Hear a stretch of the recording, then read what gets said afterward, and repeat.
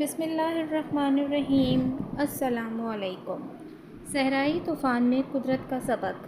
ایک صاحب نے اپنا واقعہ لکھا کہ وہ ایک نیم صحرائی علاقے میں گئے۔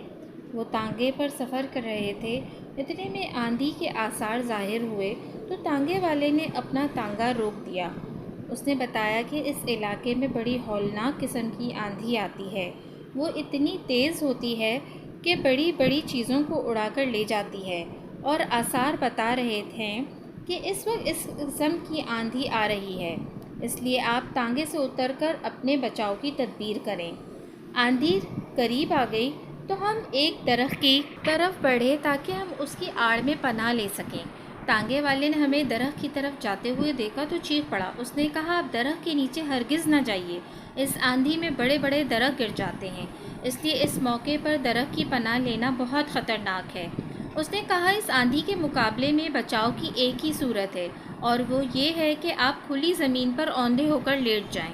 ہم نے تانگے والے کے کہنے پر عمل کیا اور زمین پر منہ نیچے کر کے لیٹ گئے۔ آندھی آئی اور بہت زور کے ساتھ آئی۔ وہ بہت سے درختوں اور ٹیلوں تک کو اڑا کر لے گئی۔ لیکن یہ سارا طوفان ہمارے اوپر سے گزرتا رہا اور زمین کی سطح پر ہم محفوظ پڑے رہے۔ کچھ دیر کے بعد جب آندھی کا زور ختم ہوا تو ہم اٹھ گئے۔ ہم نے محسوس کیا کہ تانگے والے کی بات بالکل درست تھی۔ آندھیاں اٹھتی ہیں تو ان کا زور ہمیشہ اوپر رہتا ہے، زمین کے نیچے کی سطح اس کی براہ راست زد سے محفوظ رہتی ہے۔ یہی وجہ ہے کہ آندھی میں کھڑے ہوئے درخت تو اکھڑ جاتے ہیں، مگر زمین پر پھیلی ہوئی گھاس بدستور قائم رہتی ہے۔ ایسی حالت میں آندھی سے بچاؤ کی سب سے زیادہ کامیاب تدبیر یہ ہے کہ وقتی طور پر اپنے آپ کو نیچا کر لیا جائے۔ یہ قدرت کا سبق ہے جو بتاتا ہے کہ زندگی کے طوفانوں سے بچنے کا طریقہ کیا ہے۔